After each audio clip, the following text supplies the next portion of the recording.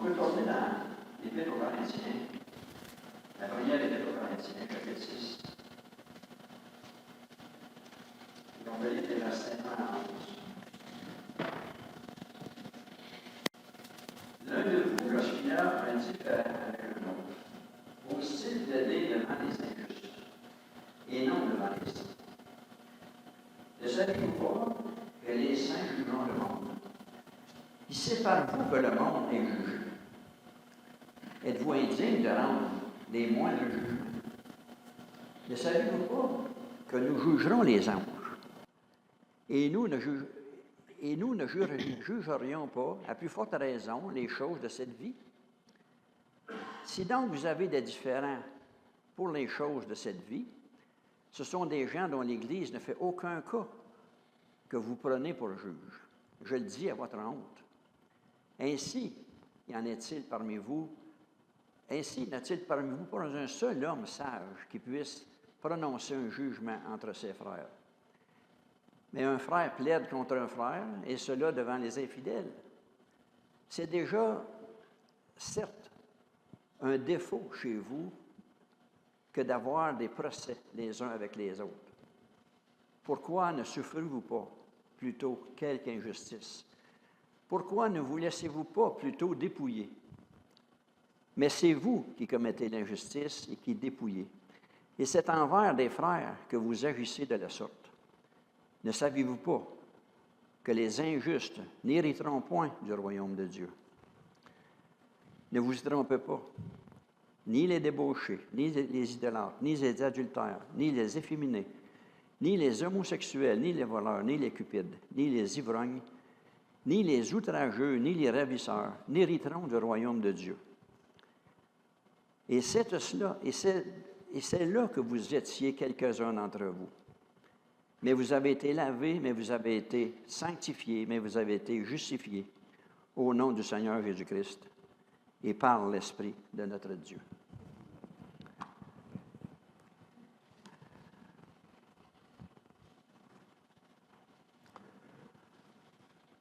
On peut voir que la première chose sur laquelle Paul va interroger ses lecteurs, c'est sur la façon qu'ils règlent leur conflit, on pourrait dire.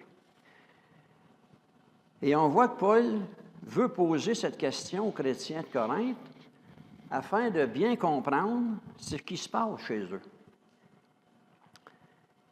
Et là, il leur mentionne au verset 1, on l'a dit tantôt, l'un de vous, lorsqu'il a un différend avec un autre, ose-t-il plaider devant les injustes et non devant les saints?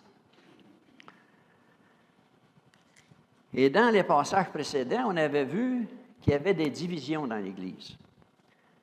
Puisque les Corinthiens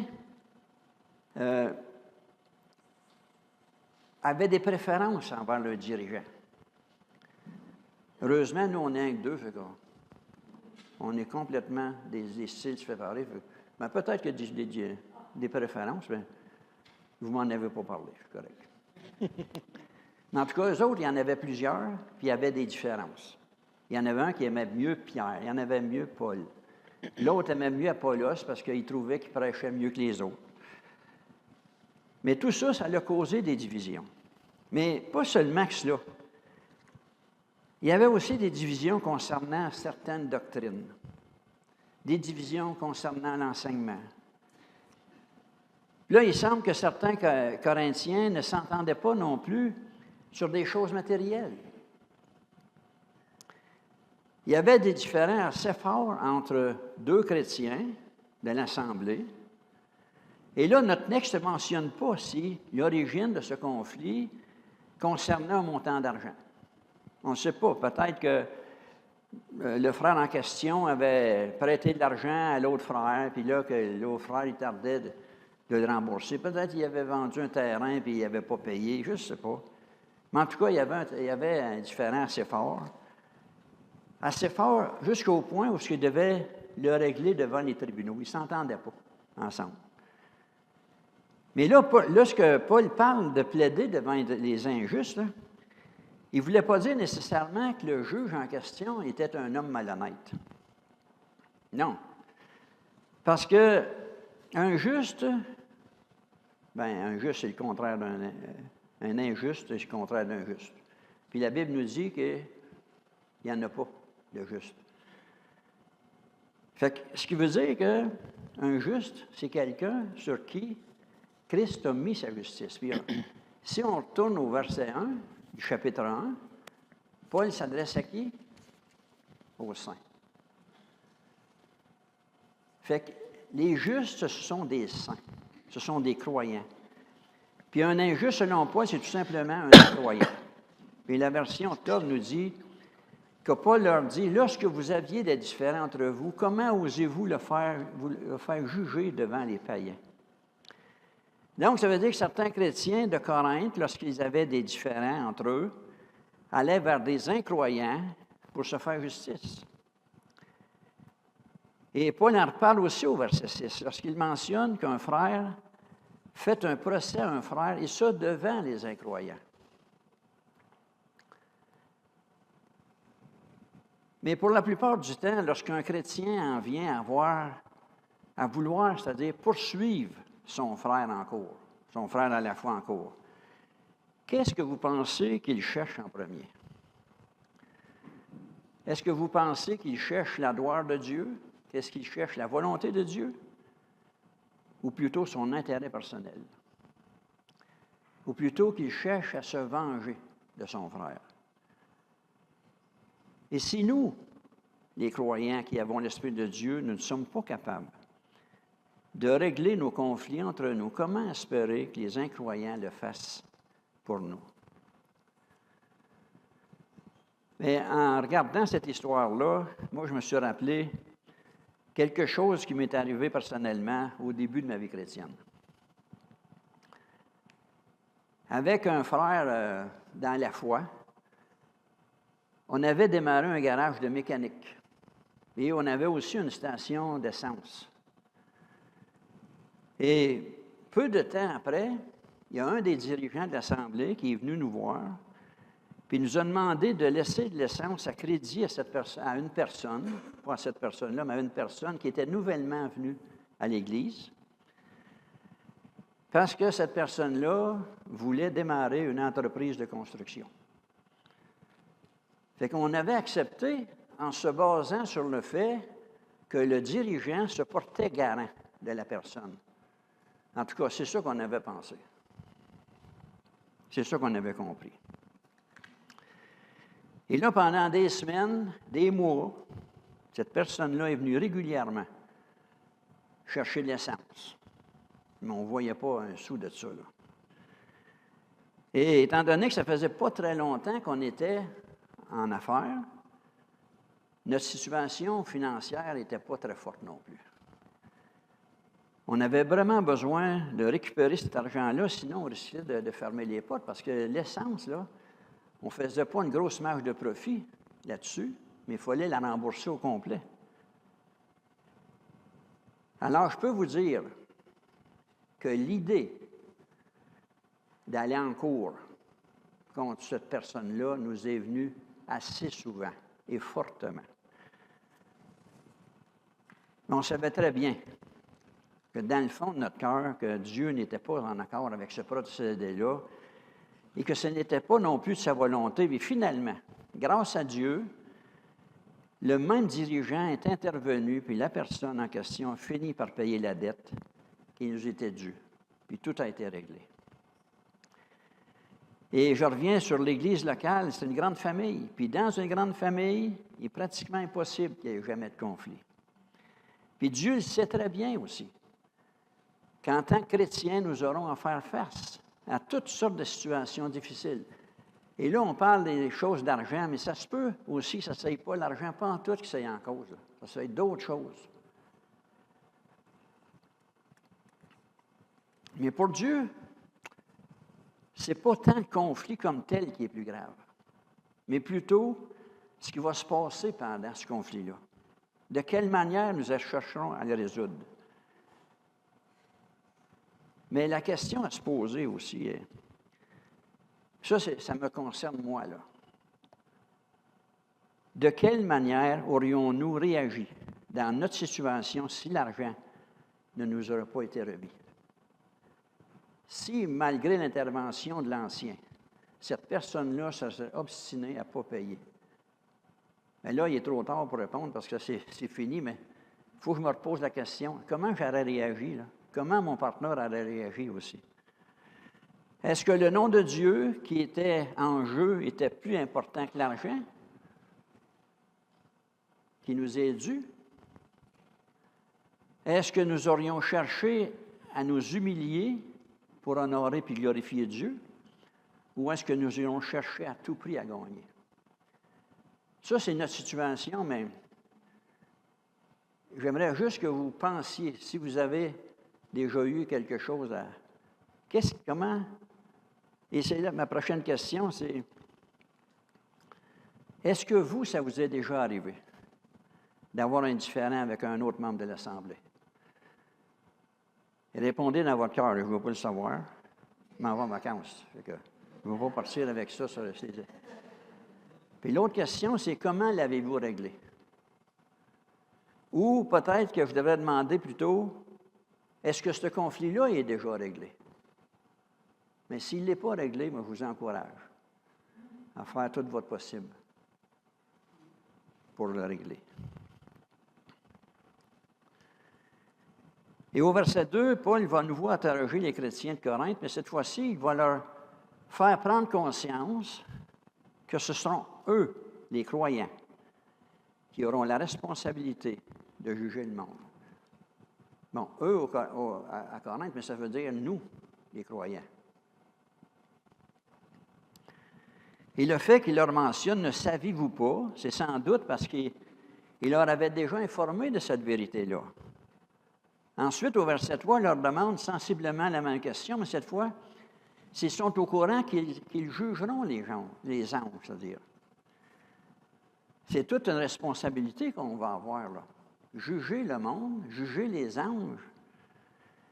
Et on peut dire que la responsabilité d'un juge, la responsabilité de juger, est habituellement donnée à une personne qu'on nomme un juge, qui lui est chargé d'appliquer la loi, puis de rendre justice. Et la justice qu'ils doivent rendre, puis les lois qu'ils doivent faire appliquer sont bien entendu celles de leur gouvernement. Mais dans ce cas-ci, ce qui est demandé aux saints, ce sont les lois et la justice de Dieu qu'ils devront faire appliquer. Jésus avait déjà mentionné aussi que les apôtres jugeraient les 12 tribus d'Israël. Mais ici, c'est le monde et même les anges que les saints vont être appelés à juger. Mais afin de bien juger, il faudra d'abord bien connaître la loi, bien connaître la parole de Dieu, les principes de Dieu, connaître les faits qui sont reprochés. Analyser, décider, trancher entre ce qui est bien et ce qui est mal, décider qui a tort, qui a raison, qui est coupable et qui est innocent. Et c'est pour ça que Paul leur mentionne que si c'est eux que le monde sera jugé, qui seront en mesure d'accomplir une telle tâche? Comment est-ce que ça se fait qu'ils soient indignes de rendre le moindre jugement entre eux? En d'autres mots, comment se fait-il que vous ne soyez pas capable de juger une simple affaire entre vous, alors que vous aurez la tâche de juger le monde? Alors, si non seulement ce sont eux qui auront à juger le monde, il y a aussi les anges. Pourquoi ne jugerons-nous pas, dit Paul, les choses de cette vie? Est-ce que nous sommes conscients nous-mêmes ici, là, de cette réalité et de cette responsabilité qui nous attend? Est-ce qu'on est conscient aussi, aujourd'hui, que c'est à l'Église, à nous, que Dieu a donné la responsabilité de juger les différends entre frères et sœurs? Sommes-nous confiants de cette réalité que Dieu nous a donnée à l'Église? Et surtout, sommes-nous prêts à s'y soumettre à cette vérité-là, à cette responsabilité-là que nous aurons à faire, en espérant que les causes se règlent par elles-mêmes, que les dirigeants d'Église n'aient pas à s'en mêler. Heureusement, présentement, je ne suis pas conscient, je ne suis pas au courant en tout cas qu'il y ait des différends, mais il faut envoyer ça comme ça. Et on peut voir au verset 4 que Paul va remettre en question leur choix des juges qu'ils ont recours. Il leur demande, lorsque vous avez un différend entre vous, est-ce que ce sont les gens dont l'Église ne fait aucun cas que vous prenez pour juge? Les gens dont l'Église ne fait aucun cas, dont Paul parle ici, ce sont des hommes que les Corinthiens ont pris pour juges, qui font partie du monde, qui n'ont aucune valeur chrétienne et dont les critères de jugement sont complètement différents de ceux des saints, de ceux des croyants. Et c'est la raison qu'elle leur demande au verset 9, « Ne savez-vous pas que les injustes n'hériteront pas du royaume de Dieu? » Et comme on vient de voir, ces juges faisaient partie de ces injustes-là.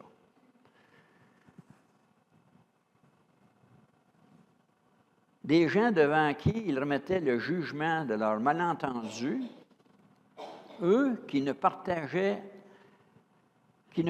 pas avec eux leur destinée éternelle, mais pas simplement leur destinée éternelle, mais leur valeur, leur croyance, leurs principes. Et Paul va mettre en garde dans la deuxième partie du verset en disant, « Et ne vous y trompez pas, ces gens-là qui ne sont pas des croyants et qui n'ont pas non plus les mêmes valeurs que les enfants de Dieu. » Donc, comment peuvent-ils porter un jugement juste sur vos différends? Ils n'ont pas les mêmes valeurs, en particulier, on le voit dans la suite du verset, là, dans différents domaines. La débauche, l'idolâtrie, l'adultère. Et avec tous les ivrognes, les outrageux, mais aujourd'hui, on pourrait en remettre d'autres, là. Peut-être, là. Mais en d'autres mots, Paul est en train de leur dire, pourquoi remettez-vous votre sort entre les mains de ceux qui ne connaissent pas Dieu? De ceux qui vivent encore selon vos anciennes normes de vie, selon vos anciens motifs égoïstes, tout en sachant que ces personnes sont inimitiées contre Dieu. Et Paul rajoute au verset 11, « Et c'est là que vous étiez quelques-uns d'entre vous. » Donc, ça veut dire qu'on pourrait dire la même chose.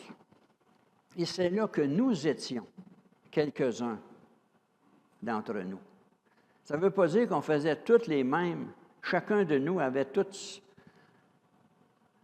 dans son pédigré, tous ces péchés-là. Parce qu'il dit, et c'est là que vous étiez, certains d'entre vous. C'est là que nous étions. Mais là, on pourrait se demander ici, mais si c'était vraiment leur ancienne condition de vie, qu'est-ce qui s'est passé? Pourquoi ne sont-ils plus maintenant là? Vous étiez, c'est au passé. Qu'est-ce qui a changé?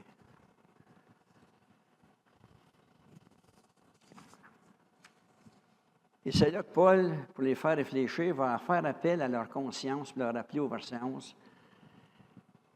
Mais vous avez été lavés. Vous avez été sanctifiés. Vous avez été justifiés. Autrement dit, vous êtes maintenant des nouvelles créatures. Vous ne faites plus partie de ce monde-là. Vous ne lui appartenez plus. Vous avez été lavés par le sang de Christ. Et Jésus a mis sur vous sa sainteté. Vous avez été mis à part pour Dieu.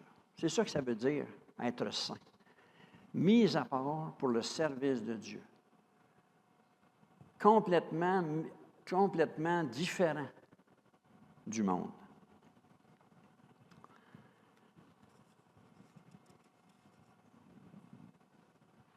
Et la raison pour laquelle Paul reprend les chrétiens de Corinthe de cette façon-là, c'est parce qu'il prétendait, on l'a vu dans d'autres passages, il prétendait être sage. Il avait la sagesse innée, eux autres-là. Puis pourtant, Il n'avait même pas trouvé parmi eux aucun homme qui puisse prononcer un jugement et régler le conflit entre ces deux frères-là. Ils ont eu besoin d'avoir recours aux gens du monde. Et là, Paul leur dit au verset 5, « Je vous le dis à votre honte, pour vous humilier, Corinthiens. Ainsi, il n'y a parmi vous aucun homme sage qui puisse prononcer un jugement entre ses frères. » Et il en résulte, au verset 6, qu'un frère plaide contre un frère devant des incroyants. Et on peut voir encore aujourd'hui certaines sources de conflits entre frères et sœurs et qui sont encore présents dans les églises. Je ne parle pas qu'ils sont présents dans notre église, mais qui sont présents dans les églises. Mais le problème dans tout ça, ce n'est pas le conflit comme tel, comme je l'ai mentionné tantôt, mais de le régler selon ce que Dieu nous demande. Ce que Dieu n'approuvait pas de la part des Corinthiens, c'est d'avoir besoin de plaider leurs différends devant des personnes qui n'ont aucune notion des voies de Dieu et qui ne connaissent pas Dieu. Et ce à quoi il s'attend de nous en tant qu'Église, c'est de régler nos conflits entre nous à l'intérieur de l'Église, même si ça peut être parfois humiliant d'exposer notre vie privée devant des hommes qu'on connaît. Si on va voir quelqu'un de l'extérieur, cette personne-là ne nous connaît pas. Mais nous, ici, on se connaît toutes. Là. Commencer à compter nos bébites, là, c'est peut-être pas, pas tout le temps agréable. Mais en tant que chrétien, quel juge sommes-nous appelés à choisir? Ou quel intervenant sommes-nous appelés à choisir? Un professionnel qui n'a aucune notion de Dieu et qui ne comprend rien de nos valeurs, ni de nos convictions, ou un frère que Dieu a suscité dans l'Église pour prendre soin de son troupeau. Et comme dernière interrogation, Paul suggère aux chrétiens de Corinthe une solution afin de mettre fin à leur conflit. Et là, il leur demande, dans la deuxième partie du verset 7, « Pourquoi ne souffrirez-vous pas plutôt quelque injustice? » Ça, on aimerait mieux pas l'entendre. « Pourquoi ne vous laissez-vous pas plutôt dépouiller? » Et là, le fait de mentionner la possibilité de se faire dépouiller peut démontrer s'il s'agit d'une question d'argent ou du moins, en tout cas, subir une perte matérielle. Et on peut dire que ce n'est pas une solution facile que Paul propose aux Corinthiens parce que la personne, elle, qui est victime d'injustice et qui accepte d'être dépouillée, accepte peut-être de perdre beaucoup. Peut-être, dans son cas, il y avait des gros montants d'argent qui étaient en jeu. On ne sait pas. Mais Jésus nous enseigne dans Matthieu 5,40. Si quelqu'un veut faire un procès et prendre ta chemise, donne-lui aussi ton manteau. Mais ça, ce n'est pas une réaction humaine. Ce n'est pas naturel pour nous autres de faire ça. C'est quoi notre réaction humaine? Tu vas me la déchirer, la chemise, avant que je la donne. Je ne la donnerai pas. Mais pour pouvoir mettre en pratique ce commandement, là, il faut, premièrement, avoir renoncé à nous-mêmes et admettre que tout appartient à Dieu, que tout ce qu'on possède nous vient de Dieu. Puis pour nous aider à comprendre ça, nous avons juste à regarder l'exemple de Jésus-Christ. On lit dans Philippiens 2, 6 et 7 qu'il était de condition fragile. Non, il était de condition divine. Et il n'a pas regardé son égalité avec Dieu comme un butin à conserver. Mais il s'est dépouillé lui-même en prenant une condition de serviteur, en devenant semblable aux êtres humains. Et c'est pour cette raison qu'il nous demande à ceux qui veulent le suivre d'agir comme lui, comme lui-même a agi, d'apprendre à nous laisser dépouiller comme lui-même le fait. Et on pourrait dire qu'il y a des conséquences à ne pas le faire. Dans la première partie du verset 7, Paul leur dit que c'est déjà un défaut d'avoir un procès entre les uns entre les autres. Puis le mot défaut que Paul utilise ici, c'est un terme qui désigne une défaite devant un tribunal. La version de la Bible, le Sommeur traduit cette phrase ainsi: de toute façon, vos différends constituent déjà une défaite. Parce que le fait de porter plainte contre l'un ou l'autre, de ne pas chercher à régler, c'est déjà une défaite, un échec à l'amour et à l'unité que Dieu veut pour son Église.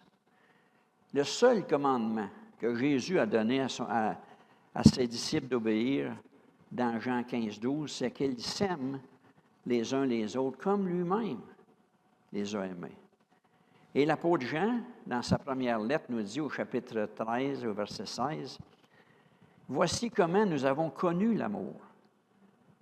Christ a donné sa vie pour nous.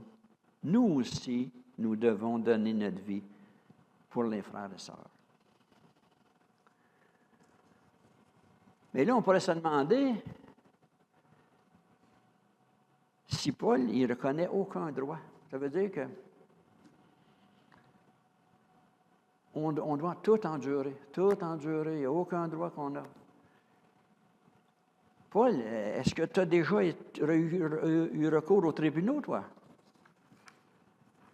Mais c'est vrai que Paul il a déjà eu recours aux tribunaux. Un jour, il avait fait appel à César. Il a voulu passer devant César.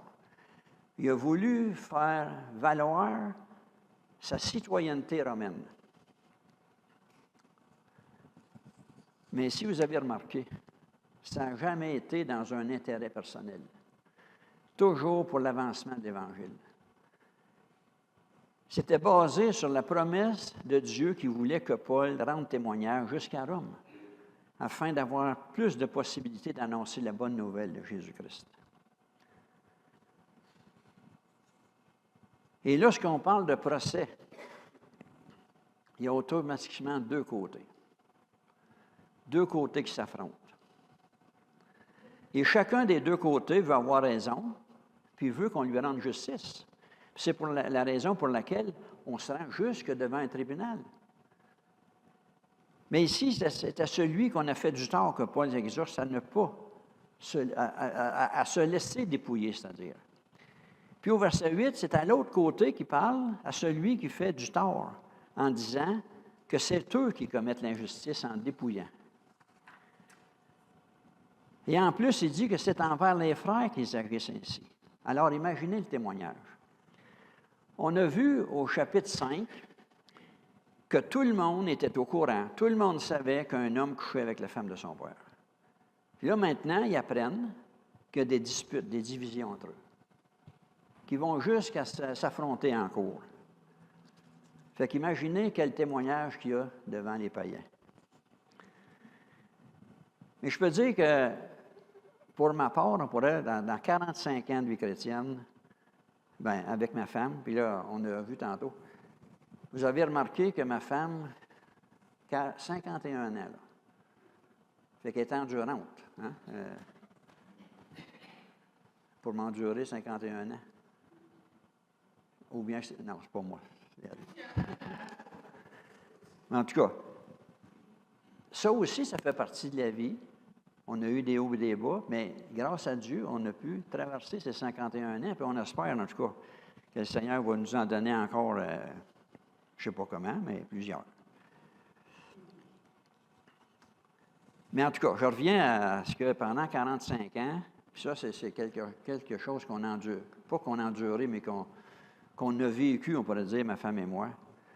On a vécu des circonstances, soit en affaires, soit qui n'étaient pas en affaires. On a vécu des situations, on a volontairement décidé de se laisser dépouiller à plusieurs reprises. Puis ça, malgré que notre situation financière n'était pas tout le temps rose. Mais on a décidé de se laisser dépouiller pour avoir la paix avec nos frères, puis la paix avec Dieu. Et c'est pour cela aussi que nous sommes appelés. C'est ça que nous sommes appelés à souffrir, à cause de Christ.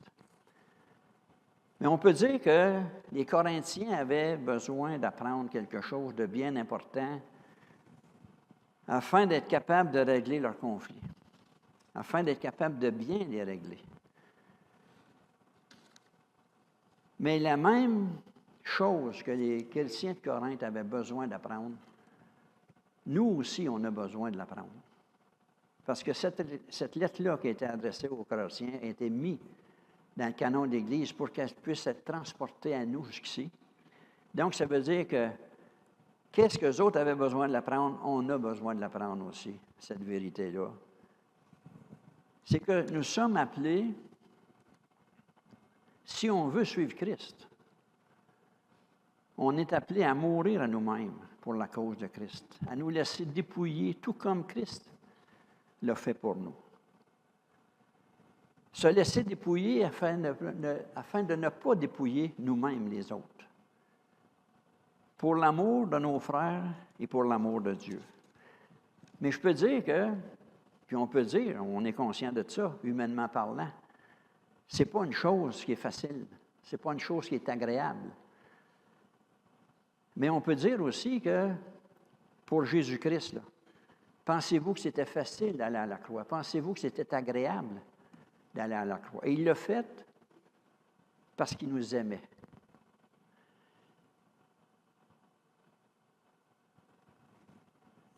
Mais qu'est-ce qui a rendu Jésus-Christ capable d'aller jusqu'au bout?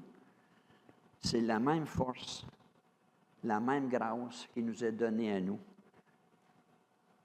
Et tout ça dans le but de donner gloire à Dieu, puis de lui être agréable pour tout ce qu'il a fait pour nous. Il ne nous a pas simplement lavé de nos péchés puis dit, attendez-moi, je vais revenir vous chercher. Là. Son but, c'est de nous amener à la stature parfaite de Christ, par tous les événements que nous allons passer dans la vie. Et je peux vous dire que j'en ai beaucoup à passer encore pour arriver à cette perfection-là. Mais ce n'est pas moi qui vais le faire, c'est lui qui va le faire pour moi. Père éternel, on veut t'en remercier pour ta parole. Mais pour l'accomplir, cette parole-là, on a vraiment besoin de ta grâce. On a vraiment besoin de ton esprit. On a vraiment besoin de ta force. Et comme tu dis dans d'autres passages, c'est toi qui vas nous donner la force, le vouloir de le faire et le faire. Et on veut te remercier pour ça. Amen.